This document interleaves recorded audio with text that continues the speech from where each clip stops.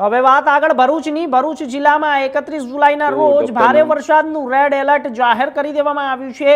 હવામાન વિભાગની આગાહીને પગલે જિલ્લા વહીવટીતંત્ર સંપૂર્ણપણે સજ્જ થઈ ગયું છે. જિલ્લા કલેક્ટર ડોક્ટર નવનાથ ગવાણે તમામ સંબંધિત વિભાગોને એલર્ટ કરી રહેવા માટે જણાવ્યું છે. જોઈશું આ રિપોર્ટમાં. નમસ્કાર, હું doctor Navnath Gawane, collector and district magistrate Bharuch. આજે મોન્સૂન 2026 છે, એટલે આજ તારીખ 30 અને કાલે 31 છે. 31 તારીખે ભરૂચ જિલ્લામાં રેડ એલર્ટ ઘોષિત કરવામાં આવેલ છે. આ રેડ એલર્ટનો મતલબ એ છે કે જિલ્લામાં વધારે વરસાદ થવાની શક્યતાઓ છે. આ વધારે વરસાદ થવાની શક્યતાઓના ભાગરૂપે જિલ્લામાં કંઈક જે વ્યવસ્થાઓ ઊભી કરવામાં આવેલ છે એ હું આપણા જણાવવા માગું છું. આપણા પાસે 1077 કંટ્રોલ રૂમ જો છે એ 24 કલાક ચાલે છે. એટલે કંઈ પણ પ્રકારની આપણે તકલીફ હોય કે કમ્પ્લેન કરવાની હોય કે વાત પહોંચવાની હોય એ અમારા કંટ્રોલ રૂમ ઉપર આપ કરી શકો. એના સાથે જિલ્લાના સમગ્ર તંત્ર, police, panchayat, RNB, electricity, fisheries, GIDC, આ બધાની તૈયારીઓ જે સતત ચાલતી હોઈએ છે. અને એ તૈયારીના ભાગરૂપે આપણે બધા તાલુકાઓમાં અલગ અલગ ટીમોની રચના કરવામાં આવેલ છે. આ ટીમો સતત જો છે પરિસ્થિતિના ધ્યાને રાખીને હાલ જે છે ફિલ્ડ ઉપર ઊભી છે.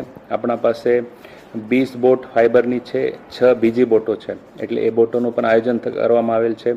એનડીઆરએફની ટીમ આપણા અહીંયા ડેપ્યુટ કરવામાં આવેલ છે. એના સાથે એસડીઆરએફની ટીમ પણ આપણા પાસે ઉપલબ્ધ છે. એની જે વહેંચણી છે ડિસેન્ટ્રલાઇઝ એ પણ આપણે નર્મદાની ઉત્તર દિશાના અને નર્મદાની દક્ષિણ દિશામાં આપણે કરવામાં આવેલ છે. જ્યારે 2023માં ભરૂચમાં જે વધારે પૂરની પરિસ્થિતિ નિર્માણ થઈ હતી એનો અમે સમગ્ર અભ્યાસ કરીને 81 જેવા ગામો અમે મેપ કર્યા છે. એમાં 6 થી 7 હજારની વસ્તી અફેક્ટ થઈ હતી 2023માં. એ અનુભવ ધ્યાને રાખીને અમે આ વર્ષમાં પણ અલગ અલગ ગામોમાં જે છે કઈ વ્યક્તિ કઈ માણસને ઇવેક્યુએટ કરી શકે એડવાન્સમાં એની આપણે પૂર્વ તૈયારી કરવામાં આવેલ છે. આ પ્રકારની ટીમ બિલ્ડિંગ પ્રાંત કક્ષાથી અને પોલીસ સાથે પંચાયત સાથે કરવામાં આવેલી છે. એના સાથે હું આપને કહેવા માંગુ છું કે સ્કૂલોને કાલે આપણે રજા આપવામાં આવેલ છે. આપણા માટે એક મહત્વનું એક વિષય હોય છે કે સરદાર સરોવર ડેમની સપાટી એ અત્યારે 128 મીટર જેવી છે.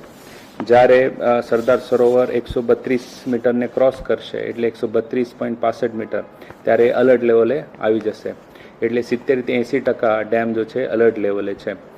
ઉપરવાસના જે વરસાદ છે સરદાર સરોવર ડેમમાં એ અત્યારે પણ -10 થી -50% છે.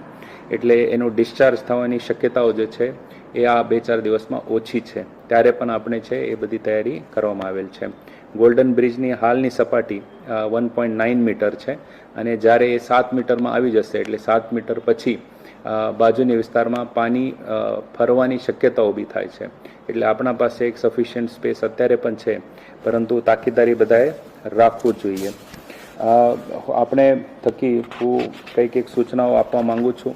ખાસ કરીને દરિયામાં ખેડતા માછીમારી કરવા માછીમારો બંધુ ભગીનીને મારી વિનંતી છે કે આગળના 2-3 દિવસમાં કોઈ દરિયો ખેડતા નથી. આપણે તાકેદારી રાખીને પોતાને સુરક્ષિત રાખવાની જરૂરિયાત છે.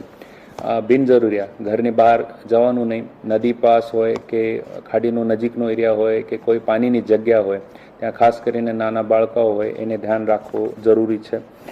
લાઉડસ્પીકરથી અત્યારે અમે ભરૂચ અને અંકલેશ્વર વિસ્તારોમાં બધાને જાગૃત કરવાનો અત્યારે પ્રયત્ન કરી રહ્યા છે. જેટલા પણ પ્રાઇવેટ અસેટ્સ છે કે જેમાં આપણે ફ્લડમાં ઉપયોગી કરતા હોઈ શકે એ બધાનું મેપિંગ પણ અમને કરી દીધો છે.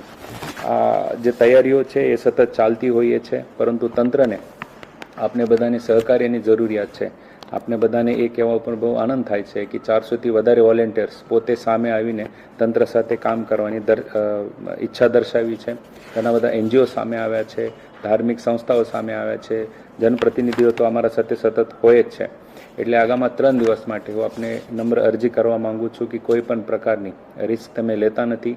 કંઈ જરૂરિયાત હશે અમારે કંટ્રોલ રૂમને તમે ફોન કરી શકો. મારા બધા ઓફિસર્સનો નંબર પણ પબ્લિકલી જાહેર છે. આપને કંઈ પણ જરૂરિયાત પડે આપ કૃપા કરીને એમને સંપર્ક કરશો.